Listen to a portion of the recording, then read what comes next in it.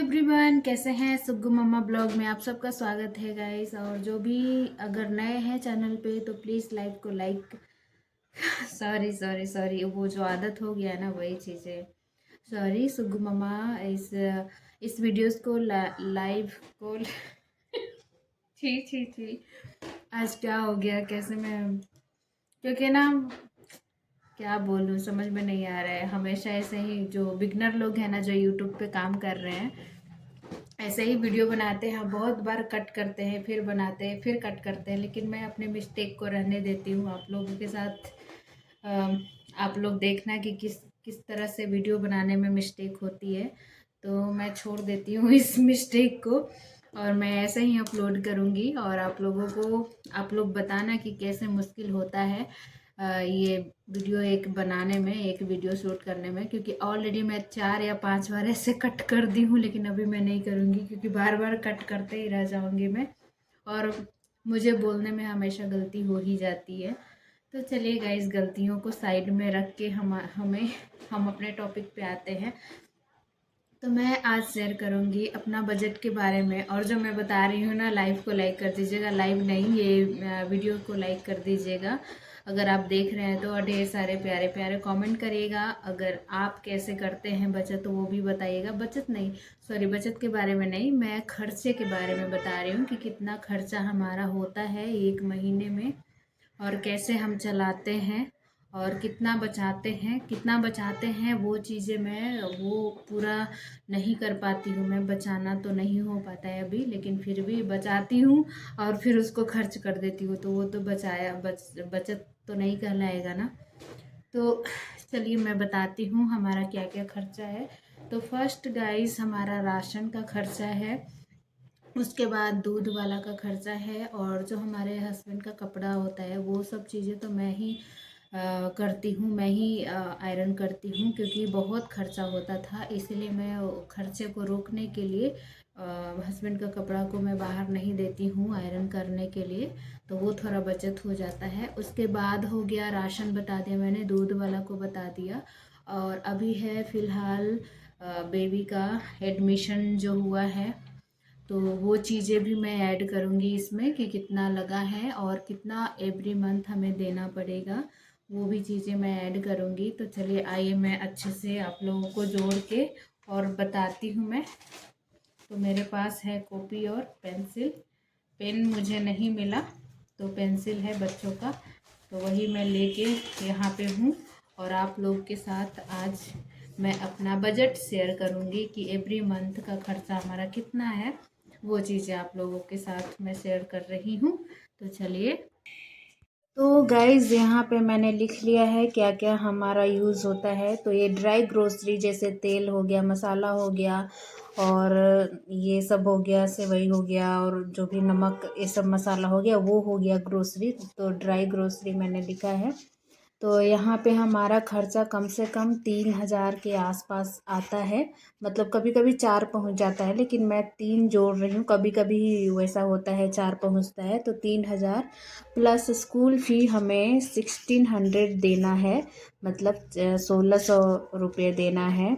और milk plus घी, तो milk का हमें लग जाता है हमेशा एवरी मंथ 1700 लगता है। और प्लस यहाँ पे है घी, तो ये 2 महीना पे हमेशा हम लोग घी लेते ही रहते हैं, तो वो हो गया 1250। हाफ़ के जी लेते हैं तो वो लिखा है मैंने, तो हाफ़ के जी का 1250। तो 2 महीना हाफ़ के जी चलाते हैं, कभी घी, कभी रोटी में, या फिर कभी पराठा में, ऐसे घस घस के, तो 2 महीना चलता है हमारा। फिर रूम रेंट प्लस इलेक्ट्रिसिटी, तो हमारा रूम रेंट हो गया 8,000। 8,000 प्लस इलेक्ट्रिसिटी हमारा इस ठंडी में, जनवरी का ना हम लोग हीटर वगैरह चलाए थे, तो टोटल 4,000 ऐसे आया था। नहीं तो ऐसे रूम रेंट प्लस इलेक्ट्रिसिटी का ऐसे मिला के होता है 9,500। तो यहाँ पे 9,000 9,000 पूरा मान के चलिए, 9 से 9,500 ऐसे आता है हमारा रूम रेंट प्लस इलेक्ट्रिसिटी। ठंडी के समय में मुझे 12,000 देना पड़ा था जनवरी का ये रूम रेंट प्लस इलेक्ट्रिसिटी, क्योंकि बहुत सारा हीटर वगैरह भी यूज़ किए थे, और फिर वेजिटेबल तो एवरी वीक हमारा वेजिटेबल तो आना ही है, प्याज लहसुन हो गया, फिर वे ये आलू में मिलाने के लिए ग्रीन सब्जी हो गया, तो हमें हमेशा आते ही रहता है। तो यहाँ पे जहाँ पे हम लोग रहते हैं ना, वहाँ 80 रुपीज़ से ऊपर ही सब्जियाँ रहती है। टमाटर कभी कभी 60 आ जाता है, 40 आ जाता है, बाकी हर एक सब्जियाँ 80 रुपीज़ पर केजी ऐसे ही होता है। तो इसका भी समझ लीजिए 2000, कम से कम 2000। तो इतना हमें अभी खर्चा है। और जब मैं वीडियोस बनाने लगी तो उतना मुझे याद ही नहीं आ रहा था, नहीं तो एक बार मैं जोड़ी तो फिर बहुत सारे खर्चे थे हमारा। लेकिन अभी फ़िलहाल मैं इतना ही बता रही हूँ आप लोगों को। और इसमें अगर कुछ मिसिंग है तो ज़रूर बताइएगा, क्योंकि आप लोग भी ग्रो अपना देखते होंगे, घर चलाते होंगे। तो मैं यहाँ पे जोड़ ले रही हूँ 3000, उसके बाद 1600, उसके बाद हो गया 1700 प्लस 1250, 1250 हो गया, प्लस 9000, 9000 हो गया, प्लस 2000। तो 2000 हो गया। तो यहाँ पे जोड़ लेंगे हमारा कितना खर्चा आता है। तो यहाँ हो गया 5 और 6 7 6 13 14 15, 15 हो गया एक हाथ में, 9 10 11 12 13 14 15 16 17 1 18, मतलब 18,550 हमारा ये है खर्चा है एवरी टोटल महीना। मतलब एक महीने में 18,550 खर्चा है। बाकी हमारा जो हमारा जैसे आईब्रो बनवाना है वो सब हो गया, फिर हेयर कटवाना है वो सब चीज़ हो गया, तो वो सब तो मैं ऐड ही नहीं की हूँ। तो वो सब तो मैं ऐड ही नहीं की हूँ। तो अगर वो सब ऐड कर लेते हैं तो हमारा समझिए कि 1000 ऐड कर लेते हैं हम इसमें, 1000 ऐड कर लेते हैं तो 19,550 ऐसे समझिए। क्योंकि हम लोग तीनों का, जैसे बेबी का हेयर कट हो गया, हस्बैंड का हेयर कट हो गया, और दाढ़ी मूछ वगैरह बनाना वो सब, फिर हमारा आईब्रो सब, फिर उसके बाद क्रीम वगैरह वो सब।